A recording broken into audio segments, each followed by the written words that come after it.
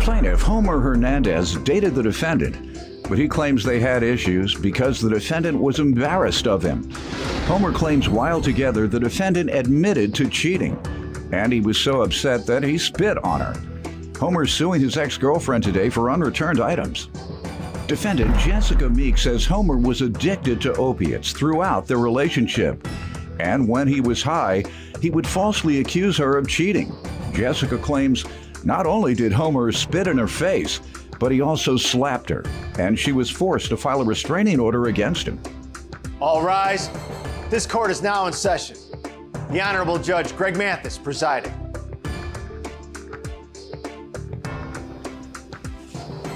You may now be seated. All right, start with you. In 2010, Jessica and I met. She was my neighbor. I was immediately attracted to her. I liked everything about her.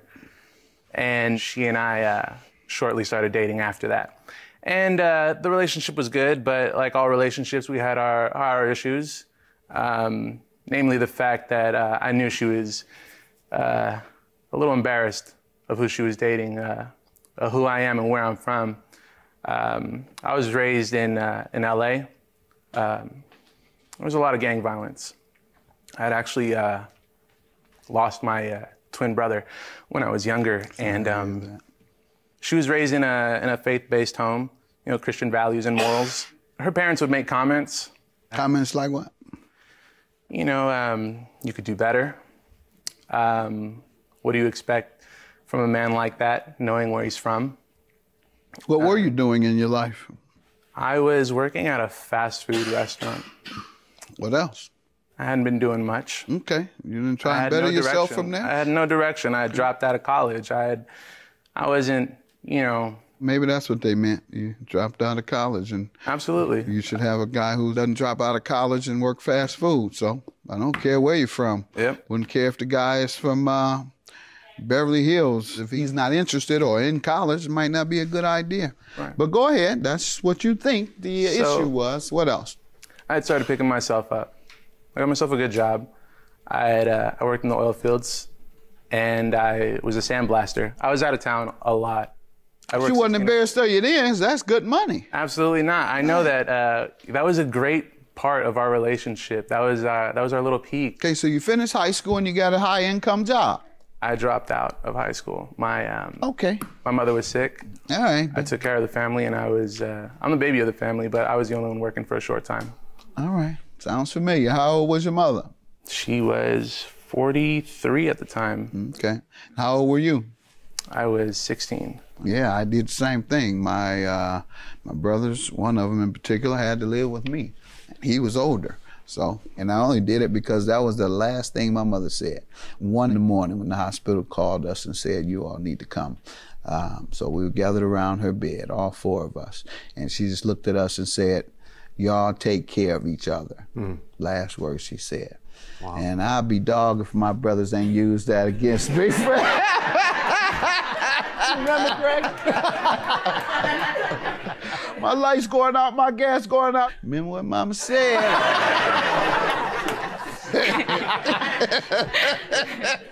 So don't let him do that to you, all right? Never. But good luck to you. What ultimately caused your breakup? She decided to break up, but throughout that, I'd found out that she'd actually cheated on me with this 16-year-old that was in our youth group. You're cool. That's not true. That's not true. It's a lie. Go ahead. And sir. I didn't. How did you find that out? She's denying it, so. She had told me. And when she did, I didn't take it well. And we didn't talk to each other for a very long time. When you react, you say you got violent or something? I spit on her. You did more than that. You give me some background now. During the course of our relationship was pretty rocky because he was addicted to opiates. And I tried several times to get him to stop, and he refused to stop, and I knew that he was refusing to stop because I would find like foil packets with pills around the house and in drawers and in cupboards. And For example, in 2013, the incident he was referring to about spitting in my face, he actually slapped me in my face and spit in my face. I called the cops. It was over him accusing me of cheating. Okay. He said you admitted. When he would get high on these drugs, he would accuse me of cheating on him. He would come up with stories in his mind that like I was trying to hurt him, but I loved him and I cared about him. You never admitted to what he said? No. Because he said you admitted it. No, I never did. Okay. So I called the cops and then I filed a restraining order against him for my safety. Mm-hmm. And a year later, I ended up forgiving him for that just because I know everyone makes mistakes. It was the first time he'd done it. And I dropped the restraining order and we got back together. Okay. And that was probably one of the biggest mistakes of my life because what happened? In 2015, he took shrooms and came up with a scenario in his head that I cheated on him again. And we had a huge blowout argument and he told me that he was going to his mom's house and that he wanted to break up. And that was it for me. I didn't want anything to do with him. How'd you know he had taken mushrooms? Because he told me. Afterwards or during that time or right before or what? Before. Why, did he offer you some or something? Why Yeah, but I don't do that. Sir, you want to respond to that before we move on to the property you're suing her for? The incident that she's talking about, I had said that I had given a girl a ride home. And I had asked her if anything else needed to be said. The next day, she confesses that she had slept with my best friend. All right, she denies that, right? Yeah, no, I didn't. She says that's not true. She says she I never kept telling confessed him to it. that wasn't the truth. I All told right. him. She says you only high. came up with these scenarios when you were high off opiates. Were you? I wasn't. Okay. I had an issue prior to her and I getting together, but that was one of the things that I needed to step up with. I can kind of tell when people are addicted, and you don't come across as that unless I'm losing my game instincts, you know. The other part of this is the mushroom incident. Did that happen? I'm just letting you finish up. She said that was the straw that broke the camel's back. It was. Okay. Ma'am, I'm inclined to believe something that he said that you've denied. He's been very forthcoming and honest. He admits to engaging in domestic violence. He's the one that mentioned it. So if he's going to lie, he's been lying about that too. So I don't know. We'll move on to the property you're suing for. What happened here, sir? So I'm like about a step away from being homeless. And you are now? No, God, no. I said, I'm doing good now. Money, all that big money you're making, and you talking about you homeless. No. You back to your old ways. No, unfortunately. Go ahead. That job ended because of an accident that happened at work. It's dangerous work. Yep.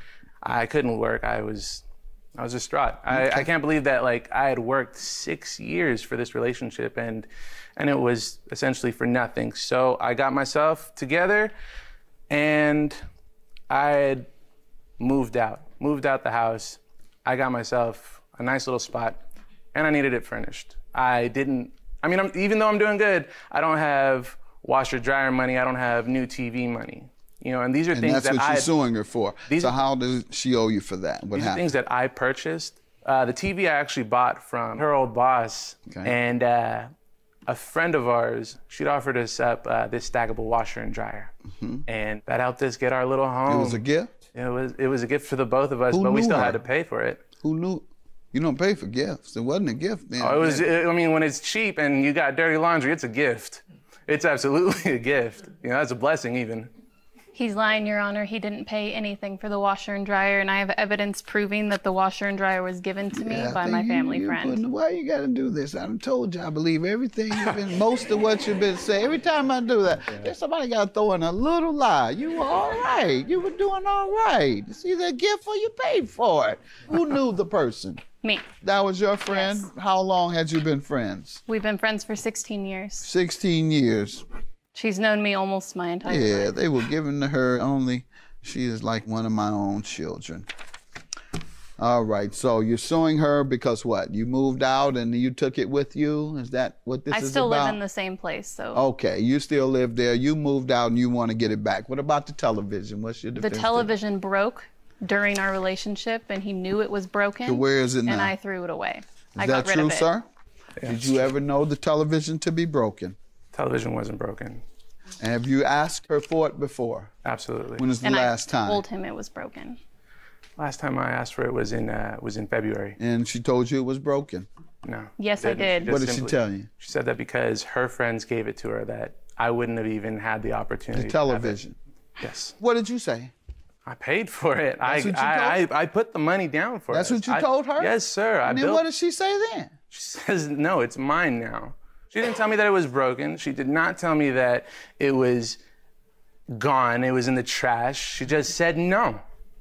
She simply just is keeping all these little things that we're talking about the television now. I don't believe you're about to watch and dry. I'm trying to give you the chance of proving the television. So far, you've lost that watch and dryer to a lie. Now, I'm trying to see if you can find some type of truth in this television. And so far, I don't hear it, and I've given you a couple of chances.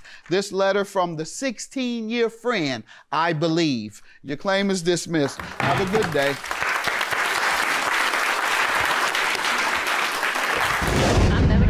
Again. This is never gonna happen again. Plaintiff Dolores London says the defendant is her niece, and Dolores has allowed her and her children to stay with her from time to time. Dolores claims while living with her, the defendant got hooked up with a friend, and they started using drugs together. Dolores is suing her today for breach of contract. Defendant LaTanya London says Dolores is the crackhead who's been arrested numerous times for drugs. LaTanya says when she was 15 years old, Dolores attempted to pimp her out because she wanted money for crack. And LaTanya's countersuing her today for harassment. Start with you. This is my niece, LaTanya London. I would like to say since she had maybe her third kid, I have been taking her in. I took her in occasionally, maybe 4 or 5 different times. And I always did love my niece, but here, we had a problem here recently. She asked me could she move in with me with her children. I was the only one in my family who even offered for her to come and stay with me.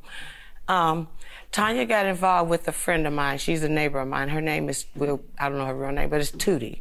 And they started doing a little powder together, whatever type of drug it was. That's what I heard doing a thing. And so, when I moved to Houston, that's why they call it Tootie. True that. When was that? And when I moved to Houston, Your Honor, I took her in a number of different more times with her and her kids. Let me get some background from you, young lady. This is my unowned aunt, because I'm disowning your. Talk to me. You. Talk to I'm me. sorry. But Dolores, you could check her background. She's been arrested for crack cocaine for I don't know how many years. Never. You want the background, I've been baby? to prison 3 times, but you want the background? Drugs. Anywho, at 15, I had my first child at 14, okay? I do have 9 kids. When I was 15, How I old had are 9. you? I'm 35. I'm 35.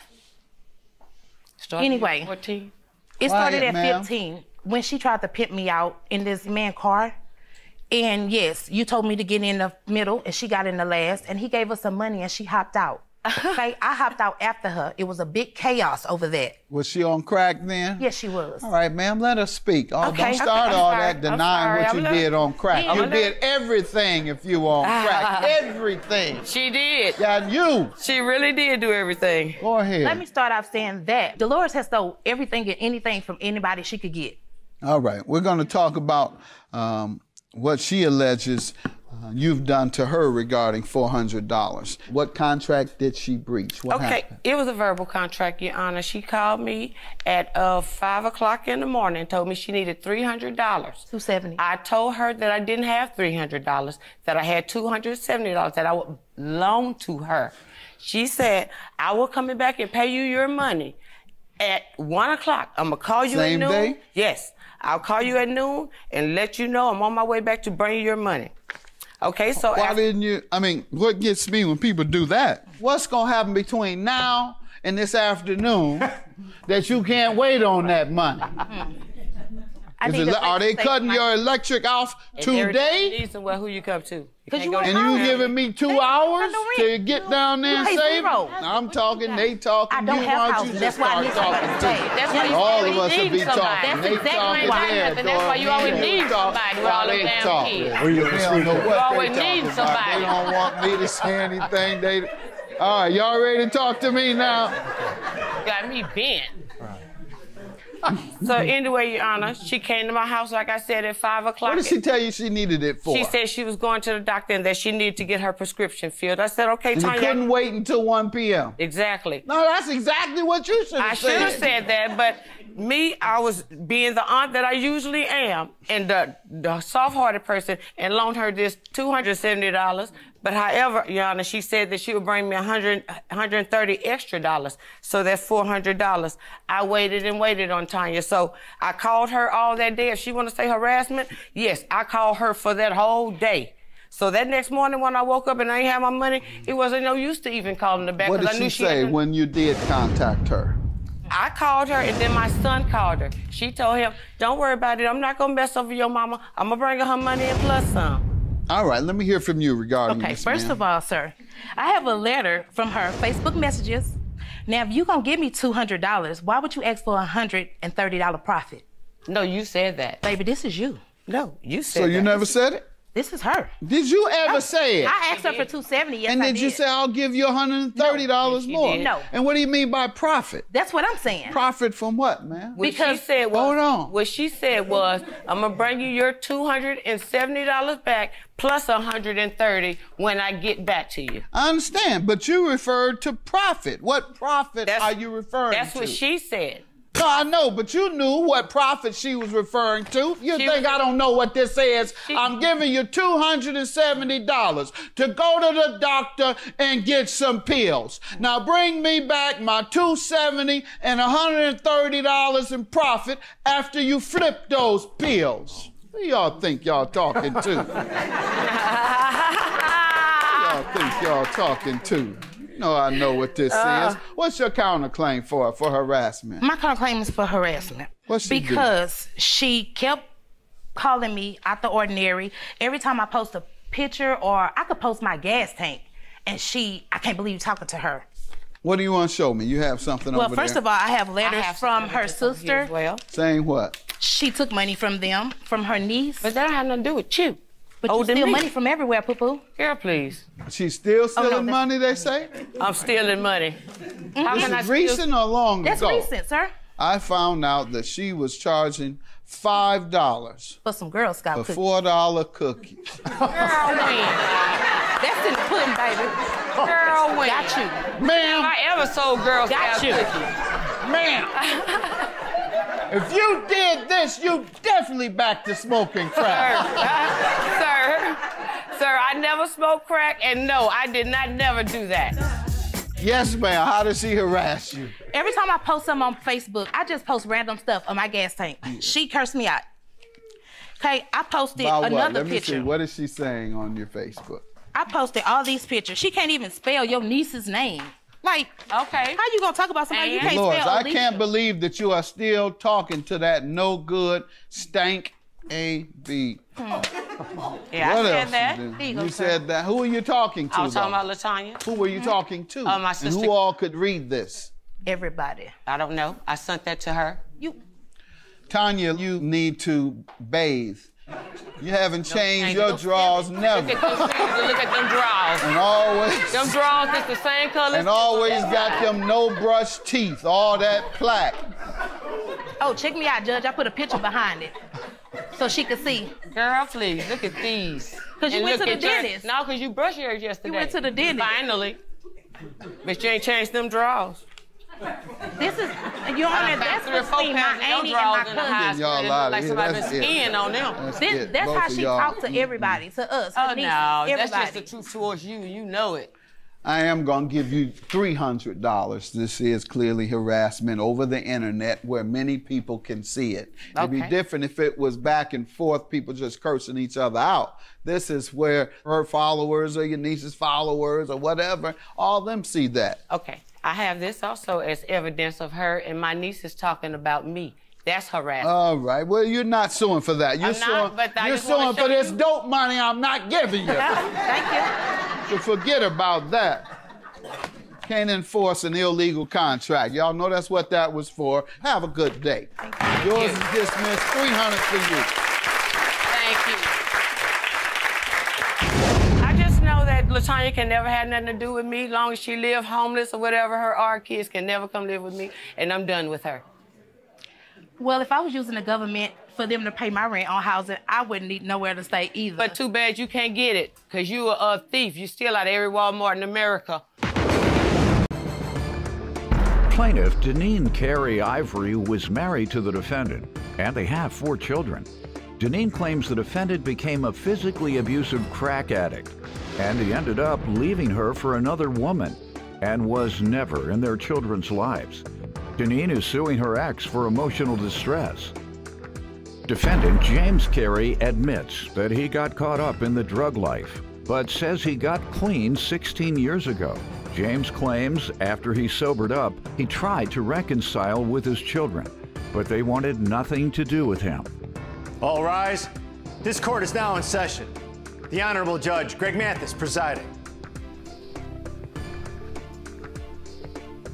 You may now be seated. Start with you. Okay, Your Honor, me and James met in high school. We were sweethearts, high school sweethearts. We got married in 1985. In 1986, we decided we wanted to have a family. So my first daughter was born. In 1986, James also decided he wanted to do crack. So then, you know, I tried to stick it out, found out I was pregnant again with another daughter. Fast forward, came 1990, I had my 4th child by James. Not only did he cheat, I had to deal with verbal abuse, mental abuse, physical abuse. So at this point, I decided, okay, I have to make a change and I have to do something. 1990, October 14th, James walked out. He had his girlfriend outside. He walked out and left me with his 4 daughters. I didn't want to come and cry. I didn't want to do that. He left me with his 4 daughters. This is my daughter. She was a month and a half old.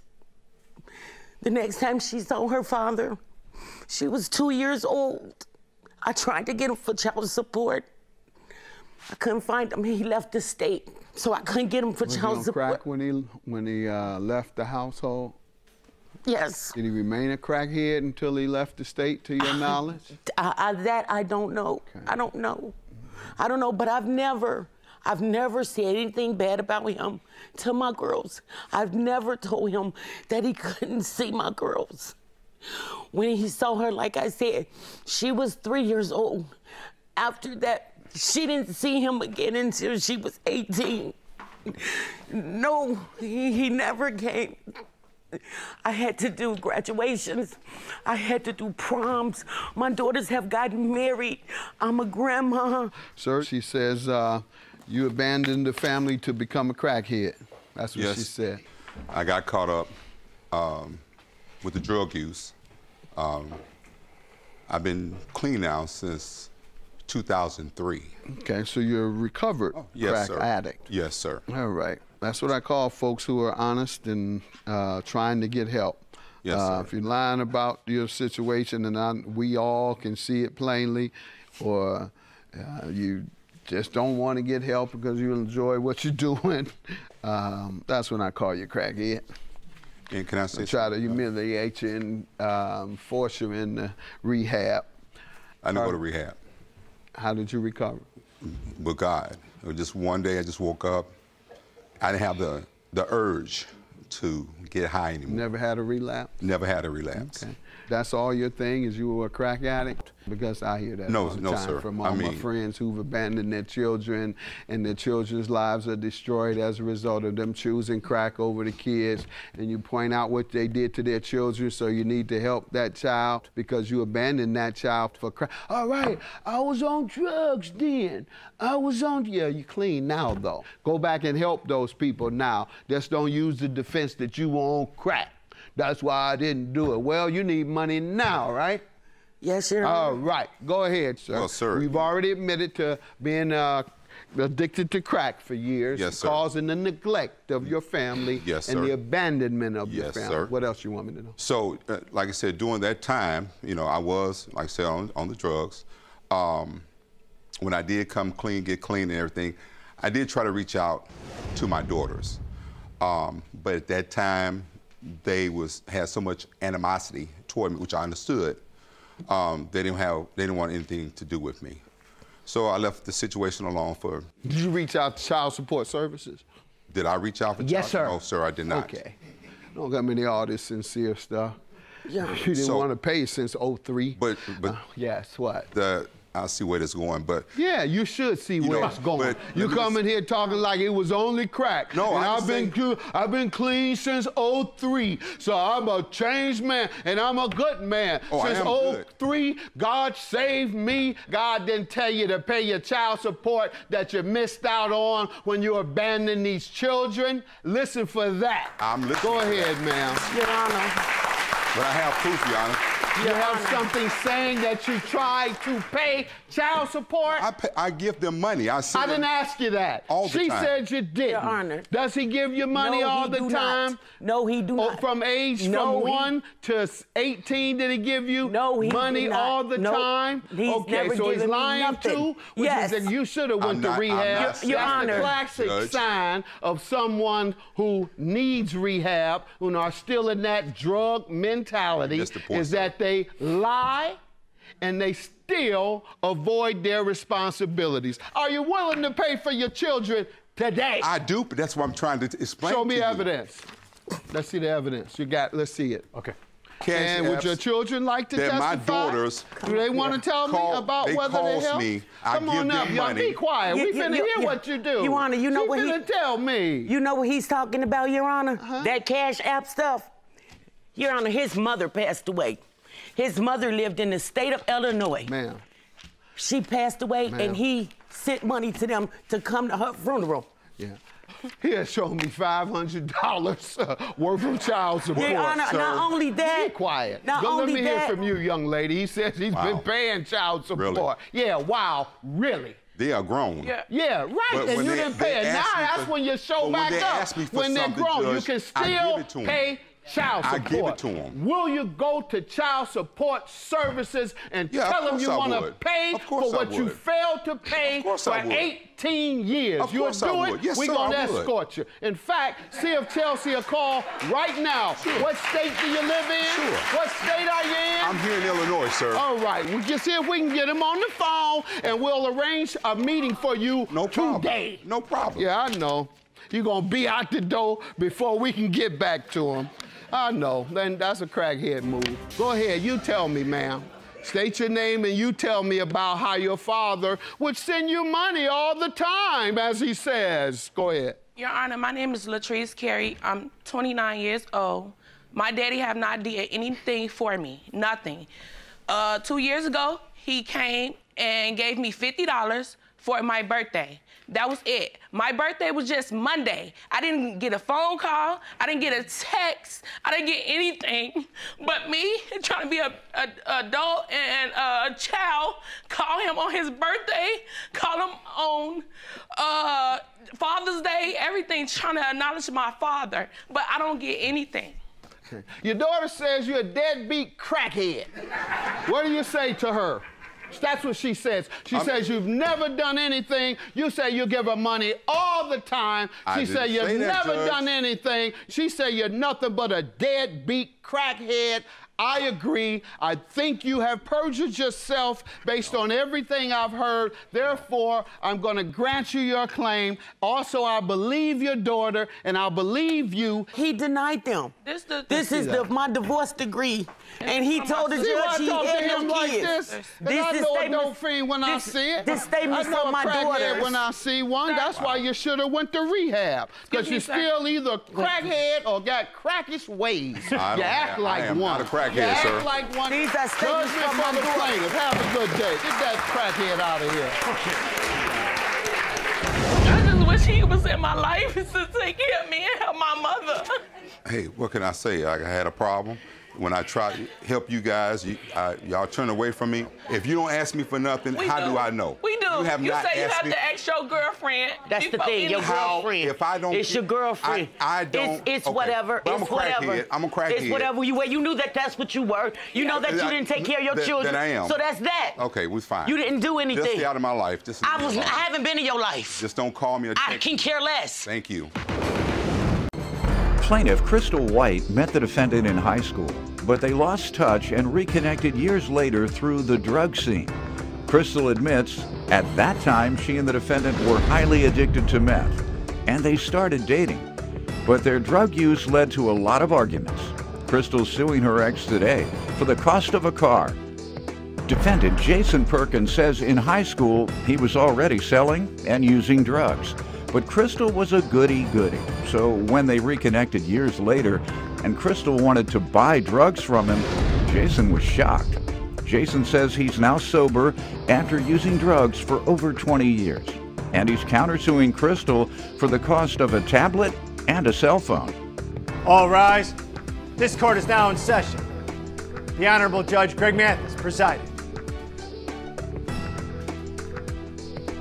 You may now be seated. Start with you. Okay, Jason and I met in high school. We were pretty much just acquaintances, and we lost touch, but in 2013, Jason and I reunited. We actually met back up in the drug scene. We were highly addicted to methamphetamine. Highly addicted means what? I was physically dependent, and I had already pretty much lost everything. It had cost me, you know, my home and the good people in my life and healthy people, and I was pretty much... Doesn't that happen to everybody? But maybe not right away, but definitely I'd been in it for a while. All right, but that happens to everybody, typically. All right, just don't want to get a wrong impression. When you say highly addicted, that presumes, or some could interpret that as, oh, she's highly addicted. I can get a little addicted and it'll be all right. Good point. Yeah, addicted is addicted. Yeah. All right, and what happened there after you became highly addicted? What was your life like? Oh. Lost everything. Yeah, everything that was healthy or important, and Jason and I, we started to seeing each other right after we reunited. Was he a meth head too? He was. Okay. Yes, he would. At that time, he would cheat on me with lots of different women. There was times he was seeing 5 or 6 women at the same time. Whoever had the crystal meth. That's exactly right. Yeah, I know. Whoever had the crystal meth. Yeah. Well, needless to say, it led to lots and lots of arguments, and I would have meltdowns. I'd go crazy. Sometimes I'd break things. I'd freak out. The fighting was just crazy from that. But to back up a little bit, I guess I tried meth when I was 21 years old. That was short-lived as I got into a little trouble with the law, and that scared me to death, so I stopped. It wasn't until 2012 when I was diagnosed with invasive cervical cancer. I was prescribed pain medication, and that sparked my addiction all over again as I got addicted to that, and eventually I was back out on meth. And hold on, those are two different highs. Well, not really, because when the doctor cuts you off of it, you're that addicted, you just go try to find any high. You go to heroin. Yeah. That's not what people do. They go from pain pills to heroin. Crystal meth, that's a high in and of itself that's different than any of that. You stay high 12 hours, you do all type of craziness. The sex is supposed to be out of this world. You sit there and you pick yourself all night while you're doing that. Nobody, no high does that. Crack doesn't do that. Heroin doesn't do that. Oxycontin doesn't do that. All the other pills that they take, he's smiling. He know I know what's happening out here. That's what's up. Come and talk to me like I'm silly. It didn't come from no pain medicine. You give me some background. Like Crystal said, we met in high school. I think we met in choir class or something. Choir? The church choir? You wouldn't believe it, but that was one of 3 classes I did go to. Go ahead. And, well, she was a goody-goody back in high school. You know, she wasn't into drugs or anything. And me, I was already on probation and, you know, selling drugs, using drugs. I've been selling drugs since I was, 12, 13 years old and using crystal meth since it was called crank, and it was crank. There was nothing, and a few years ago, we ended up running into each other again, and this goody-goody is asking me for crank. What'd you say? I was shocked. My jaw dropped. Like, what? Like, I remember back in high school smoking weed in front of her, and she was oblivious to the whole thing. Okay, so did you deny her? No. Why? Well, because why? Well, I hustled. It was a hustle for the money. I didn't know where it came from. And, well... Oh, you were trying to get money out of her to sustain your drug addiction. Right, right. Well, I thought you must have been a poor drug dealer. You told me you dealt drugs. If you dealt drugs, you should at least make enough to meet your high, your due. Right. You just turned out because you wanted to experience all the other things with a woman that comes with crystal meth. She was cute, and, you know, our relationship developed off that, just drugs and partying. You're supposed to be the opposite, sir. Goody two-shoes. She comes to you, she's supposed to influence you. My wife, when I met her in college, she was a goody two-shoes, and I was just coming out of the street and was still on the verge, walking the shaky line between the streets and college. So she influenced me to become a better man as opposed to going back to the other side, and that's what's supposed to have happened. When did you come off? Oh, well, I've been clean since November of last year, All right, and good. I've spent the past couple of years, you know, pretty over the drug life. I've been involved with it since, you know, like I said, 12, 13 years old, and, you know. How old are you now? I'm 33, so 20 years pretty much. You know, I've had enough. Good. And this past couple of years, I've been pretty much trying to find a way out of it. Okay. And all right, you seem inspired. sincere. I know how to pick them out when they're insincere as well. So you seem sincere. You seem like a guy who has cleaned his life up and is trying to maintain that. How does he owe you for a car? Okay. Well, when last time you got high? June of last year. Go ahead. So when we were still using, we went on a trip. We were actually trying to get clean, was the plan, on our own. And so we decided to leave town. We had a very stressful trip down to California. We ended up getting stuck there. So there was a lot of fighting then too, you know, trying to get home. I was trying to get home to my son. We fought almost the entire way, and I would get out of the car and I would storm off. Well, when we were about 30 minutes from home, when we were finally almost home, he went into a store and I stormed out of the car, walked away from it. And when I was ready to come back and, you know, talk to him, he was gone. So I called him and he said he'd be right there, but he never showed. It wasn't until 3 or 4 days later when he contacted me, he said, "Can we meet up?" And I assumed he'd be showing up with my car. He showed up without my car and informed me he gave it away to a friend with the title in the glove box. Why did he say? I know you asked him, why did you give my car away? What did he say? He said he was just fed up with the whole trip. He was exhausted. And that's what you believe? It was that, or he got rid of it for drugs. Ah! It was that, or your car was pawned for crystal meth, ma'am. You didn't know that? The man pawns your car for crystal meth. You should have said, how much do you owe the dope man? And then you had to come up with it. Probably wasn't any more than $300. What can you get, an 8-ball? I gave it away for free. I really did have enough. You wasn't that high. All right. And so tell me why you gave her car away then and why you shouldn't pay for it. I just had enough. And had enough of what? Well, just enough of the arguing. And she had left the car, right? She had gotten out. Yeah. So you're mad. She got out. So I've had enough. She's gone. There's nothing to have enough of. She's gone. Right. So I took the car home. I emptied it and drove it over to a friend's house and just gave it away. I was done with anything to do with it. Did you ask him to go back and get it? Absolutely. What did he say? He said he couldn't do that. Why? I'm not really sure. I think why didn't you go back and get it? I didn't want to. All right. I just had your counterclaim $1,010. How does she owe you for that? Okay. Well, after the car issue, we tried working things out, you know, and through working things out, she smashed my tablet, my $1,000 tablet. She broke my phone. You know, I had good reason. So I just feel like, you know, I don't owe her for this car. Okay. She's smashing all my nice... That's your counterclaim. Why don't you think you owe? You say you feel you had good reason to smash his items. Well, Your Honor, when we got clean and sober together, we started a family. I'm 4 months pregnant with his daughter right now. we started living like this normal life, and the deal was I let all of the past stuff, the other women, all of that go if we were just starting fresh, and he keep up his end of being honest with me. He's a stepdad to my son, and still today, even when we're not together, I've actually submitted a video into evidence that I'd like you to watch to show why I would get so upset that that I smash his tablet when I catch him talking to his ex-girlfriend, find out he's been seeing her, after we got clean. You all were still together? Yeah, we had just just started a family and being normal. Okay, and let me see what you have. This is him and my son together. Yo, check me out. Yeah. Yo, check me out.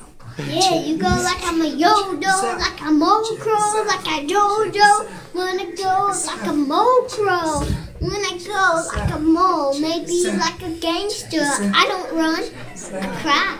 But I beat you up when you always cry like a little baby.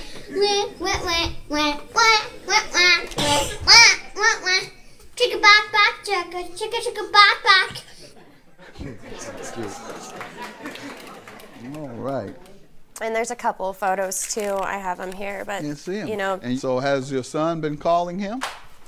Oh no, I would never keep them apart. All right, so they see each other regularly? Absolutely. All right, so what's the problem? You just want to see him again. If he sees your son already. I love Jason. I just need him to keep his end and give me my car back. So you want him back? Yes, I do, but I want my car too. And he wants his tablet and his cell phone. Tell me what happened there. Well, after an argument, he had disappeared for a day. Long story short, he came back. Had some silly, I don't even remember, some excuse for where he'd been, but I wasn't buying it. And he fell asleep on the couch, not in bed, one night. And so I saw him with his tablet in his lap, so I decided to look. It was right opened up. I saw he was talking to an ex-girlfriend that had picked him up the day of the fight. And she was trying to figure out how to return some of his items to him without me finding out. So I walked outside with his tablet. I dropped it on the pavement, came back in and said, "You're going to have to find another way to lie to me. Your tablet's gone." And I went to bed. You think you have a legal defense? A legal defense. Not necessarily, Okay, you feel but you have a moral defense? Absolutely. Okay. No, you should just leave. Because what you engaged in was destruction of property, which is a crime. And so you should have just left. I know men and women, their emotions are high, and sometimes they don't think rationally. They don't just leave. They got to throw something, hit something, do whatever, break something. But the fact is, all of those things are crimes. Women, when you get upset and you want to just hit the man and hit him with your purse, hit him with a pan, whatever you're doing, that's a crime. And of course, we know low-down women beaters. We know that they're committing a crime, but everyone needs to be aware of that. And when you damage somebody's property, you're committing a crime. All right, so I'm going to have to grant your judgment because he has no defense in giving your car away. And I will grant your judgment as well. She has no legal defense to the tablet and cell phone. $1,600 for you, $1,010 for you. And that leaves $590 for her, is it? All right, that's my judgment. Hopefully we just go home, this matter's out of our way. Maybe we can get past it and try to work things out. Maybe it's not gone away yet. We'll have to find out and see. I'm willing to drop it now, just move on. We got a new baby on the way and it's time. Plaintiff Rachel McDaniel was friends with the defendant, but she claims he lost all of his friends after he started using cocaine and meth. Rachel is suing her former friend for breach of contract. Defendant Ryan Bennett says Rachel has been bad-mouthing him to anyone who'll listen. But what she's neglecting to talk about is that she had sex with several of her boyfriend's friends. Ryan is countersuing for defamation of character. All rise. This court is now in session. The Honorable Judge Greg Mathis presiding.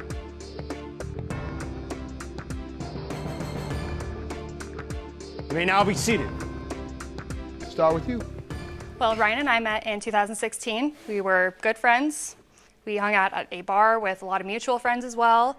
And around December 2017, Ryan Bennett got in a bad group with people. He lost all the mutual friends that we have together. He started doing cocaine and methamphetamines. And I kind of just stopped talking to him. How do you know he was doing that? That's not true, Your Honor. Okay. How do you know? I do have witness statements from his former boss, roommate, and a friend of his, Schaefer. That's the only way you know? Yeah, I have it right here saying that he has seen it, and Gossip is the only way you know? No, I have mutual friends who have seen it happen as well. And they told you? They did tell me. That's gossip. Yeah, it is. How many folks gossiped about him? 3 people that I know who have told me You they've got seen 2 it more. happen. If you find 2 more, it's true. Can you come up with 2 more anywhere? You got 1, that's 4. Now all we need is 1 more. Give it some thought. You got 1 more before it's true. At this time, it's not true. Ooh, you look nervous you're gonna find that one. Ooh, you sure looking nervous over there. Go ahead. What else you want me to know other than folks spread rumors that he was on drugs? What else do you want to tell me? Ryan was a good guy. We were good But did friends. his finances change? I guess because you're suing him. So Ryan and I moved into Citygate on July 2017, July 7th. And we had a lease for 1 year. We were each going to pay the amount for rent and split the utilities down the middle between the 2 of us. How much was the rent? So it was $1,900. So between the 2 of us, we should both be paying around $1,000. And let me hear from you. You want to give me some background? Yes, sir. Rachel has had plenty to say to me about me to my friends, my family, and now you. But what she probably hasn't said is how many of her boyfriend's homies she's been hopping on. Yeah, he probably doesn't know that, but before I digress, let me continue. Rachel's a trust fund baby, which means that she's had most, if not everything, given to her in her life. I know this. We worked at a restaurant together, and at this restaurant, I would often, when I would need help from my assistant GM, I would find her at the bar next door drinking. And this is a restaurant that her dad's business partner owned, so I believe that her credibility is about as good as her reliability. Because her dad's partner owned a bar? Because she got $20 an hour for drinking at the bar next door when she should have been growing the business. It wasn't and trying 20 to... an hour, actually, but that's okay. You can tell my family, it's everyone that's not true. And okay. Your family wealthy? Yes, my dad started when he was 19, and he built his way up in working in company for over multiple years. He started in the mailroom, and now he worked his way up to CEO and president. How about Myself, you? So I work in restaurants. I graduated from Metropolitan State University with a degree in hospitality. I worked as Where, in Denver? I went It was there. like middle. You did. For a summer? It's a great school. Summer They have reading. 11 like it in the country, that hospitality Downtown. program. Middle of downtown. It's a good program. But yeah, graduate from there. I worked as a server, a host, busser, and I worked my way up to becoming an assistant general manager. Good. But All I right. mean, I Working have your way everything up. that shows for it to get where I got. I Good. did exactly what my dad did. I worked myself to get where That's I wanted right. to get. Good. And sir, what else do you want me to know about your friendship with the plaintiff? Did you all end your friendship at some point? If so, why? Back in January, I wasn't getting enough hours at work, and I had made arrangements to pay it, not with her, but with the actual Before we talk property about manager. paying it, she said you strayed away from the friendship, from the friends that you all had. That didn't happen until she found out that I fell behind and then blew It was up all the- about this. It had nothing to do with them alleging you were getting high. You never heard any of that? Because that's what she says. I smoked some weed, but I definitely didn't do any crystal meth. All right. You said the rumors got back to you. Oh yeah, mainly through my mutual friend. But I don't talk to most of my friends anymore because they think that I'm some sort of crackhead like Why? my family. Why do they think that? Because of her lies. And that's what I'm asking you. And she told friends and family, right? Yes. And how long ago was that? Was that before or after the money issue? So on February 10th, 2018, when we signed the resident release, roommate release agreement, after we left the meeting, they announced with glee that I was fired from my job, the job that would have paid them their money. And after getting fired from my job, I was told never to show my face there again, making it very convenient. Why'd they tell you they were firing you? Oh, well, the Schaefer, the person that she has written her witness statement, was the bar manager and the unlawful tenant she had moved in there in her place. Let me hear from you on the specifics of the lawsuit, the rooming situation. So I do have right here, Ryan owes me $3,200. I can show this to you if you want, and we both agreed to it. He moved out early or just didn't pay timely? What happened? He signed a roommate release form on February 28th. And you'll see everything in there that he had to owe me $3,200 because we wrote a check for my half to be covered, his half to be covered, and then he never paid that back to me on February 28th when he was supposed to be out. He did move out the 28th, but I've never seen a dime since. All right, let me hear from you, sir, on the defense and then your counterclaim. Yes, sir. I did agree to pay Rachel McDaniel $3,200 at one point, but that was before. See, and this is that's what I like about rehab and recovery. In recovery, you start out with the truth. You can tell when a person is in recovery. So whatever she says, so I know you're not on crystal meth and coke anymore. Thank you, sir. And we're glad to see that you were able to Let the record be known that I was never on crystal meth. Go ahead, sir. Tell me why don't you think you should pay and what your counterclaim is. Rachel McDaniel ruined my life because she didn't get her $3,200 immediately. You had agreed, and because you didn't give it to her immediately, what did she do? She, I had a $3,200 loan secured with my family. Whatever she sent to my brothers in Facebook messages, in the Facebook messages she sent my brother, I have a letter from my witness testimony, which is my cousin Lydia, the one of 3 family members out of 12 I still talk to. And so, because basically, sorry, basically, Take your time, sir. No problem. Because of those messages, my family told me to go to rehab when I came to collect the $3,200 that they had said that they would give me. But because I'm on crack and crystal meth or whatever the they're saying,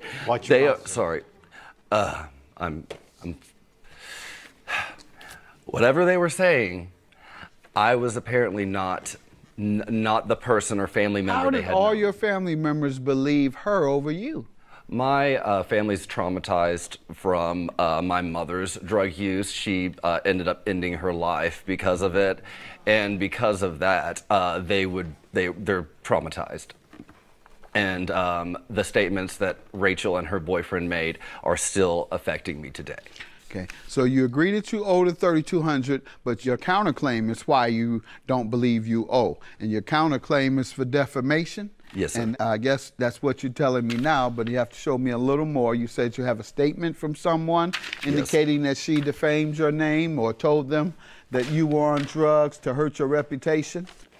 Now, the defamation has to be knowingly making a false statement to hurt someone's reputation, and then it does indeed hurt their reputation. And the #1 defense is truth. So if she's able to prove it's true or convince me that when she said it, she believed it to be the truth, then you don't win. Schaefer and Rachel would make defamatory statements about Ryan Bennett, which I felt were unfair, and even led to the loss of his job. The Facebook message that Rachel sent to Ryan's brothers caused unnecessary, and this is cousin of Ryan, caused unnecessary tension and embellished a concern in our family, which resulted in a decision not to lend Ryan the $3,200 and was perpetuated a negative narrative of family drama ever since. We are still trying to remedy the damage that was done to Ryan's relationship with his brothers and aunts. Another one, y'all announced with pleasure my jettison from 1515, which was one of my 3 jobs that would make $3,200 plausible.